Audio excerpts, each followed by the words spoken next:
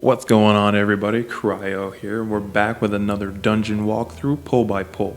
Today we're going to be taking a look at the Underrot and some of the abilities that may be causing your group to wipe. Again, these videos are intended for players who may be just starting out in the Mythic Plus game and want a better, more thorough understanding of the dungeons. If you enjoy this type of content, be sure to give me a big thumbs up and smash that subscribe button, as it's the best way to let me know that I'm doing something right. Now, enough of this intro, let's get into this Underrot plus 15 pull by pull.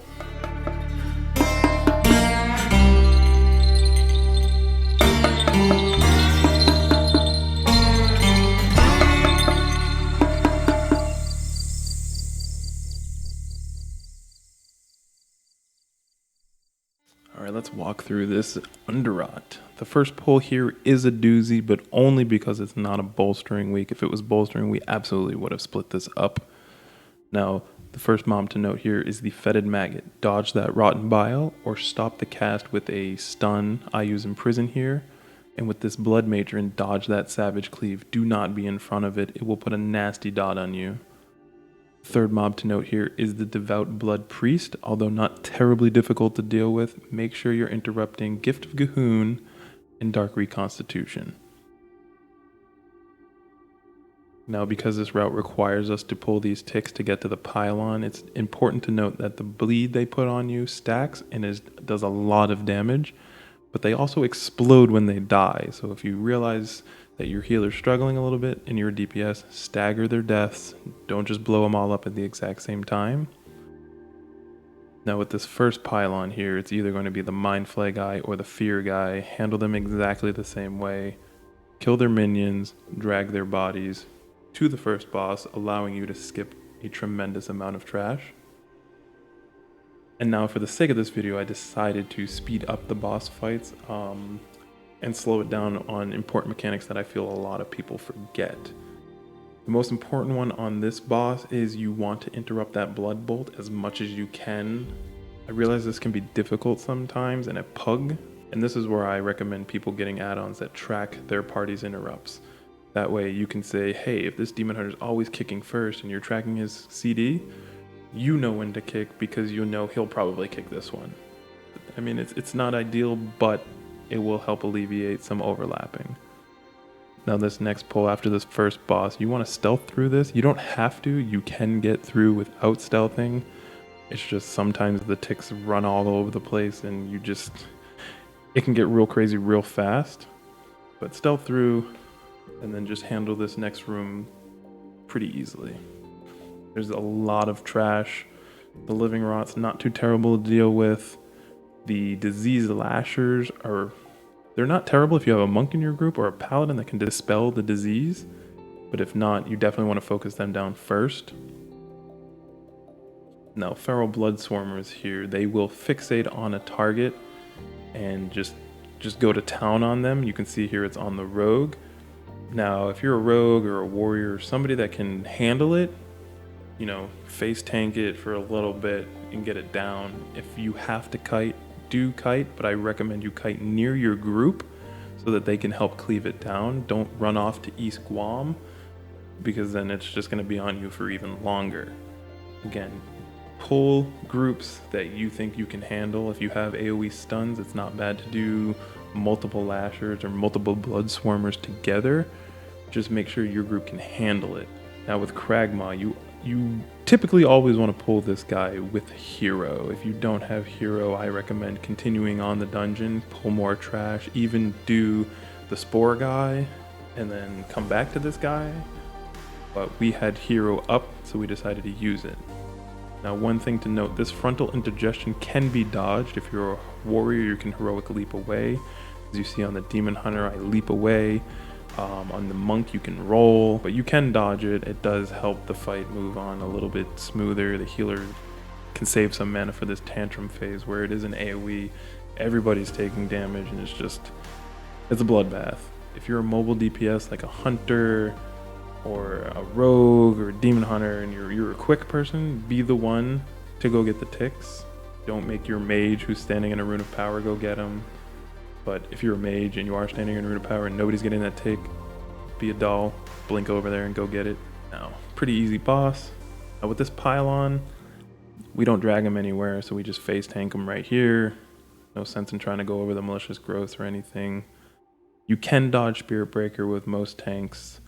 It's not terrible anymore. It did get nerfed, but you see there I dodged 2 of them. I do face tank a lot of them a lot of the time, and it's no big deal. Get him down, go through the portal, start pulling the skeletons. Nothing of note here. Interrupt when you can. Spell Steal, Purge, Arcane Torrent, the Bone Shields if needed. Fortified Weeks make it a little bit more difficult. The Death Speaker will cast Raise Dead. You probably want to kick that or stun that. It just makes more adds, thus making the dungeon even longer.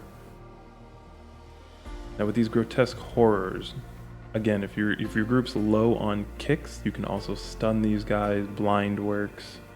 Do whatever you can to prevent them from casting that Death Bolt, as it does a tremendous amount of damage and stacks up. Right after that, you're moving again to more skeletons. Nothing of note there. Now this week was teaming.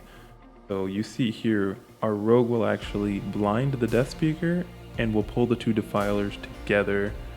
This way, you know, you can tell someone to kick X while someone else kicks Skull. You can type this in chat, it's quick, so pugging it doesn't make it, you know, impossible. But you definitely want to kick Shadow Bolt Volley and the Curse. You also see Summon Spirit Drain Totem. Now you don't have to do anything with these, just simply move the group away. They'll explode, nobody takes any damage, and you just move on. Now with Spore Caller, a lot of things happen here, and this is where you can be a really good tank, or you can be like an average tank that does whatever. So a really good tank tries to maximize this shockwave. As you can see right here, I try to get the majority of the mushrooms I can.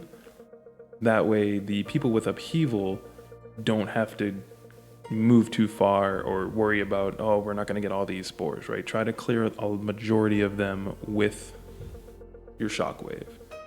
Right here, you see our rogue used his cloak and cleared a lot of them. That's amazing, because when they do Festering Harvest, it will cause a lot of damage. So you want to get all of these green mushrooms down as fast as possible. You have an immunity, use it. If you have upheaval, try to eliminate it. As many mushrooms as you can, and if you're the tank, try to maximize that shockwave damage.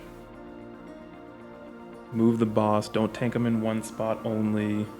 You know, run over 1 or 2 if it's just you, pop a defensive, and handle it, because that Festering Harvest will wipe your group.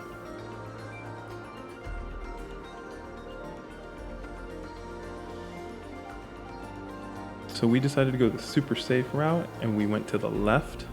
Now, if you're trying to push this key really hard, you wouldn't clear this pylon, you would just fight him with the last boss, regardless of who it is. We decided, again, safe route, everybody can do this, so if you're pugging and you're worried, everybody can do this route, and it's no big deal. Again, this is a teaming week, so we had to fight a few extra worms, but it's nothing too terrible. Interrupting that Death Bolt, stunning when you can, and just pump them down. So here, you see we want the Defiler, but we accidentally pull a Grotesque Horror too, and our rogue runs over and blinds it. Now you can do that, you can incap them, you can stun them if you don't want to deal with them. And as you can see, blind does not cause the other pats to aggro. This allows us to not fight what we don't want to fight. Now if you do choose to fight this pylon before the final boss, it's either going to be the slime or the fear guy. I do believe they flip-flop. And again, you handle it like all the other ones. Kill the minions, and we're going to use his body and drag him all the way to the next pylon. You're not really skipping anything, it's just, it clears up that corner, gets you to this pylon a little bit safer. Now you can pull the Defiler with the worms, you can just fight the worms themselves, depending on your group's DPS and how fast you're going and what you want to do. You guys make the decision. Again, interrupting Death Bolt, dodging Spirit Drain Totems, and everything else. Now this final minion, we're going to use his body to skip a lot more trash. We drag him all the way to where the final boss is, kill him in front of these 2 Corruptors, handle these corruptors. I think we're gonna need a worm or two just for percent, but it's not too bad. You can pull 1 or 2 worms here without pulling anything else to get that final percent to make sure that you can get down. Yeah, 97.5, we're gonna need another worm. We kill 1 more worm and we can pull it safely. We don't have to worry about anything else. And then we're moving on to the final boss. Now I feel this is where a lot of groups wipe, especially pugs. And I found the easiest way to do this boss is to stack up everybody in front of him. This way, when he does his vile explosion, everybody just runs through him in a straight line. He'll cast his breath.